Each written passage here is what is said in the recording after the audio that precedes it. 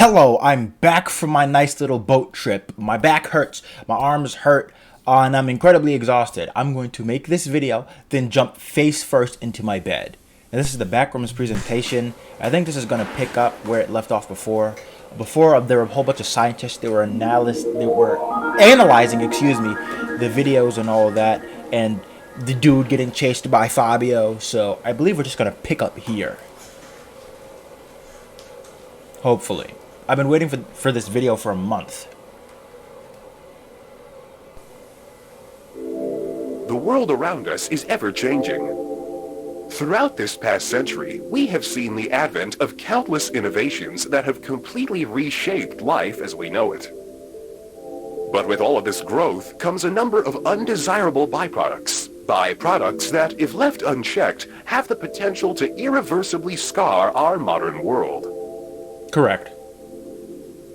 As human expansion is projected to increase exponentially in the coming decades, we must account for these never-before-faced challenges in ways equally never-before considered. Here at Async, we believe we have found the solution. No, you're not. The low-proximity magnetic distortion system. I'm just gonna be quiet for a sec. Okay, that's exactly what I thought. What is the low-proximity magnetic distortion system? Using 32 will be remove yourself across all points, allowing for cargo and personnel to seamlessly pass through their designated threshold. Yeah, including Mr. Gabagoo and Fabio. Whatever else is lurking down there. It's not just... While our current threshold is limited in scale, future models will be able to span entire rooms, allowing for the transfer of larger vessels and equipment. And more Gabagoos. And more Fabios.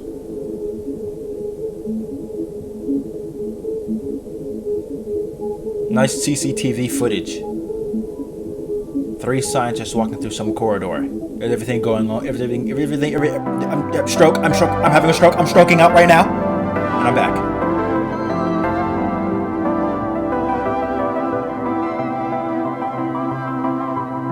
Sorry about that. I'm hot and tired, so my brain is functioning less than usual.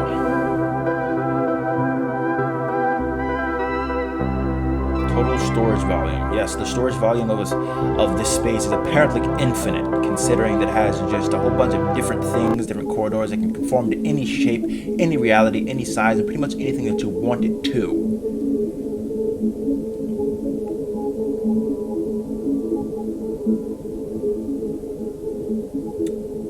You didn't make or discover this place, it just kind of already existed.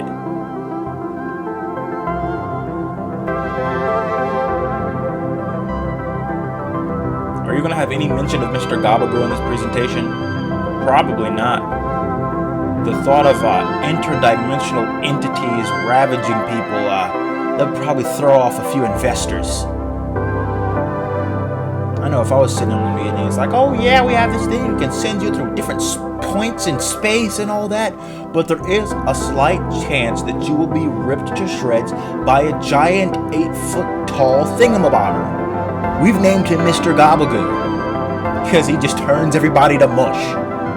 I don't want to invest in this company anymore. Matter of fact, I think I'm going to report you.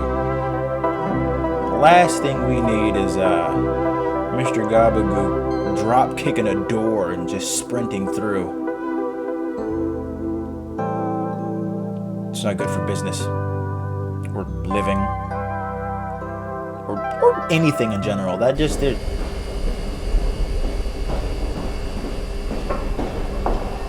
I was about to say, have you guys not heard of lights? Just because you're doing some shady stuff doesn't mean you have to do it in the dark.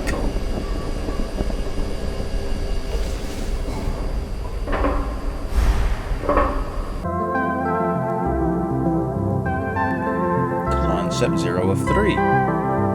Concept 0 of 4. I could just say concept 3 or 4, but no. There's a 0 in front of it, so I have to say it. Concept 0 of 5. These spaces, whoever your designer is a criminal. Oh my gosh, it's an ad. And we're back.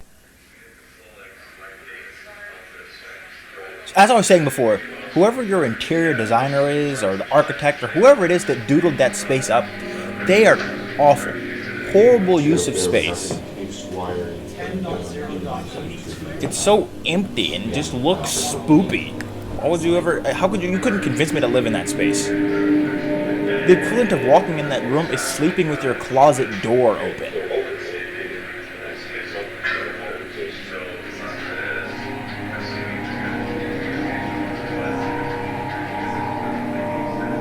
Oh, so that's the upstairs part of the gateway. The gateway is on the opposite side of the room there. So that's what the upstairs part of it looks like. And how are you going to test to make sure it's breathable or safe? Every time anybody's gone in there, it's been with a hazmat suit on. So are you just going to test it one day by just sending an individual through there and hope he doesn't get moldy? I mean, that's kind of the only way. I mean, you could send somebody's long-lost dog in there.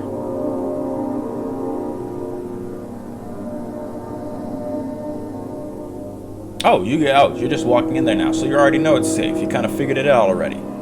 Alright. So who was the first person to test that out? Who? Sure as hell wouldn't have been me.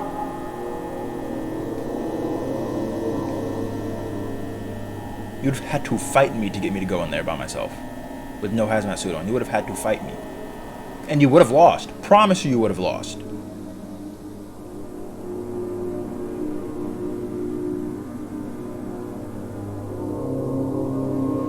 This is an awful map. It's an accurate map, but it's an awful map.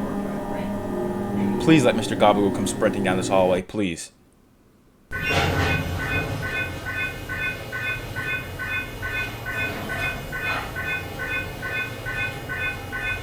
Mr. Gobagoo? Oh. Nothing? No Mr. Gobagoo? Ah.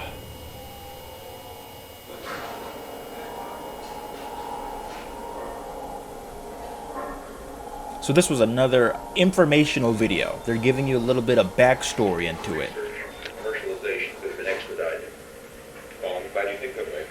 As a matter of fact, if you look to Clause 4, page, you see critical technologies in the world by failure to recognize that by having a system of declassification of certain elements, having the industry be with us at that point. Sir, you should come over here. Sir, please take a look at this.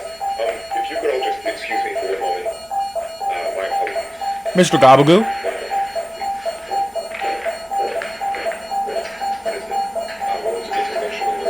Emotion alert, Mr. Gobagoo!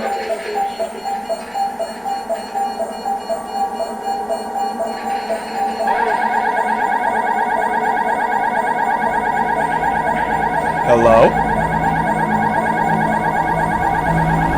Where did you come from? What's up with you? Were you possessed by Mr. Gobagoo? Or did you get snatched up by the ghost of Mr. Gobagoo? Did you kill Mr. Gobagoo? Or Fabio?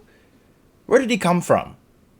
He just kicked. Did you leave somebody behind? We're just gonna assume you left somebody behind, and there's nothing else. They just left him behind. He'll be okay. Everything's fine.